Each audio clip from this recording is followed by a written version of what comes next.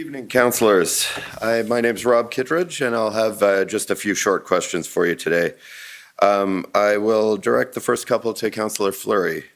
You referred in your testimony to what you call the occupation. Would it be fair to say that when you use the term the occupation, you're primarily referring to the various trucks and other vehicles illegally parked on downtown Ottawa streets during the protests in February?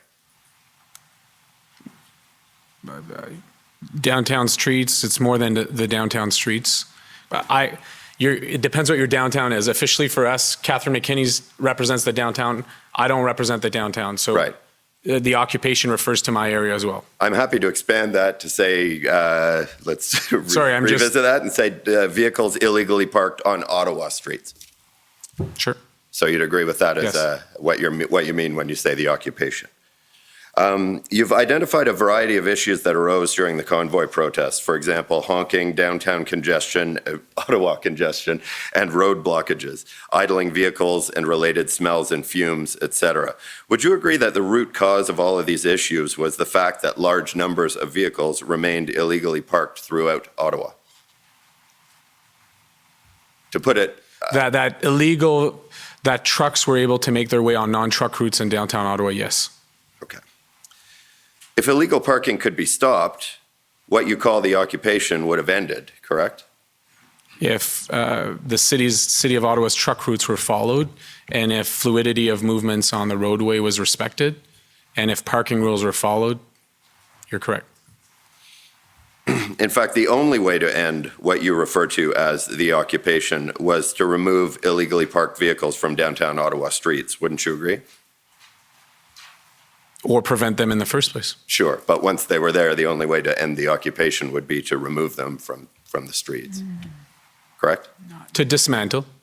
To dismantle. Well, it wasn't just vehicles. There were structures, right. There were people, there were a number of elements. So when you're defining vehicle or moving the vehicle off the roadway, it's a little more complex than that. Right, but a necessary element to ending the what you call the occupation would be removing the vehicles from the streets. I'm not sure. The people were moved, and we stopped to hear the honking. The vehicles were closed. So you'd be. I'm sorry, I interrupted you. Yeah, I mean, if you look at the police operations that moved folks off, the vehicles were still in place. Right away we started to get less complaints, and it took a number of hours and days.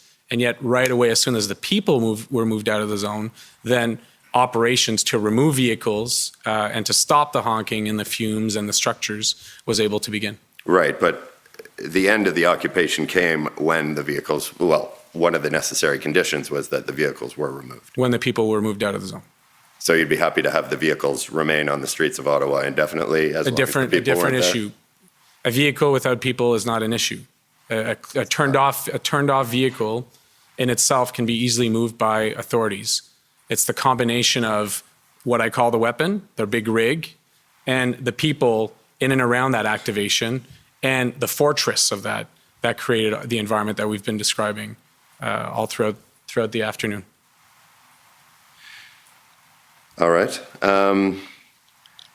In any event, there are laws and bylaws in effect prohibiting illegal parking in the city of Ottawa. Is that correct? Yeah, and they're well used in my area generally. Generally. But in the time leading up to the invocation of the Federal Emergencies Act, you testified that there was no enforcement of parking violations in the downtown Ottawa area. Is that correct? 1,700. I've repeated that the parking rules on the perimeter of the red zone, even when it was called to 311, were not effectively responded to in the nature that I'm accustomed to by the City of Ottawa. All right, I'll take that. And Councillor McKenney, I just have one quick question for you, or two quick questions, depending on how you answer. Were you involved in or aware of any discussions regarding taking legal action to enforce performance of the contracts the city had in place with tow truck drivers? Yes, I was. And who were those discussions with? Oh, I just understood that there had been discussions with tow truck drivers to remove the large vehicles, and that no tow truck drivers would take those contracts. All right, well, I'm afraid we may have slightly more than two questions here, but were you aware of any discussions about the city taking legal action to enforce those contracts? No, I wasn't. You weren't. All right, and the city did not take legal action to enforce those contracts? I don't know. You're not aware of it? I'm not aware of it, Okay. no. All right, well, those are my questions. Thank you very much. Okay, thank you.